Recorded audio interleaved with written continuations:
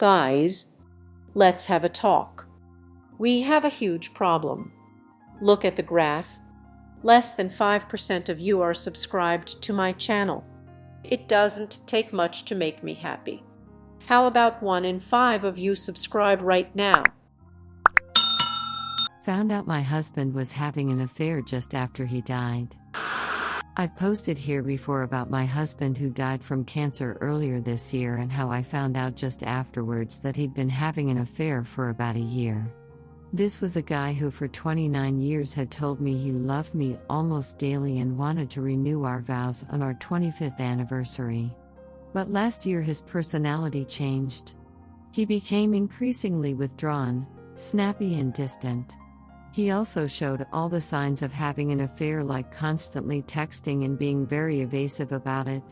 He also forgot my birthday for the first time ever and didn't even properly acknowledge it when I reminded him. I'm not looking to explain away his affair. It was what it was and it completely blindsided me. But several people have since told me similar stories about terminally ill people behaving hugely out of character and suddenly leaving their partners or having affairs. And it just makes me wonder if it's happened to other people too. Looking back now, I wonder if his behavior had something to do with the cancer even though he wasn't diagnosed till later.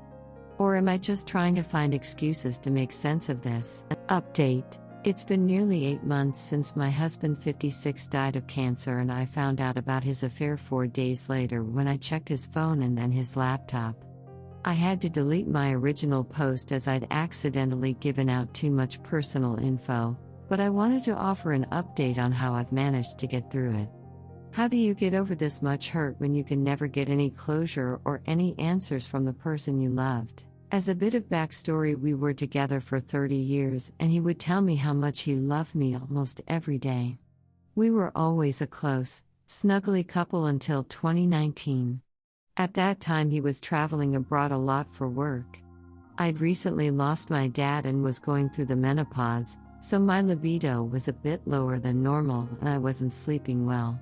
We were both a bit stressed and tired, and by that stage he was more unwell than either of us realized.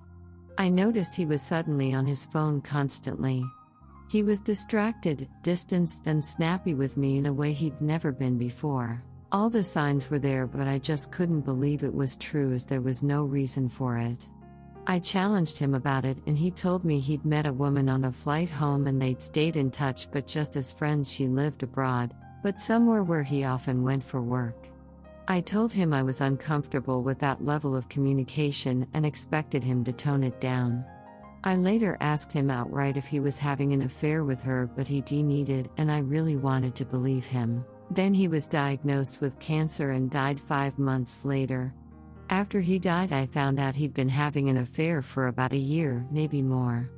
I nearly went under. I only got through his funeral by saying goodbye to the boy I married, not the guy he turned into. The picture on his coffin was one from years ago, not recent. The funeral was only 10 people, because of COVID, and I told all of them the truth beforehand, including our 2 adult sons, because I couldn't have got through it otherwise. Then I had 3 sessions with a therapist. I needed help with the devastating lack of closure.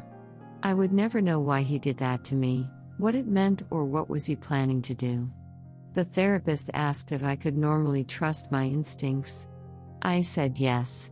He said if my instinct was that everything was okay before 2019, then it probably was. I know many of us have no idea about our partner's affairs, so I'm not sure if he's right, but it brought me some peace, so I'm choosing to believe that. I've found that every time I've got mad and cried and screamed at my dead husband, I've always felt better afterwards, as if I've moved on a step. I've written him letters and left them lying around in case he can read them. Stupid, I know, but it's been cathartic. I've done a lot of soul searching too. I can never forgive him, and I didn't deserve what he did to me. I never, ever stopped trying in our marriage. But I acknowledged that we weren't making enough time for each other. We'd stopped having date nights.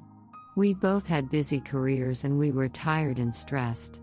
When he got stressed, he would use time as a way to calm down, and at that time I hadn't really been feeling it that much. That's absolutely no excuse for what he did, but I believe it's the reason he started looking somewhere else. So 8 months later, I have mostly good days and a few bad nights. I'm more disappointed in him than angry now. I miss his presence in the house, but I feel like I'm growing into the space too. My kids are doing well. It kills me that I'll never know if he still loved me when he died. But I think he did. I never confronted his affair partner. My revenge has been her lack of closure. My ultimate satisfaction was knowing that she would have found the tribute website we set up and would have seen 30 years of happy family photos. She tried to steal my life and failed. I was the one who was with him when he died, not her. Maybe I'm hating him less because he was so ill at the time he did it. I even wonder if that explains his personality change. I guess I'm lucky not to have gone through a divorce or having to see him move on with someone else. Today is the anniversary of the last time I think he saw her. That's a big milestone I've been waiting to cross off my list.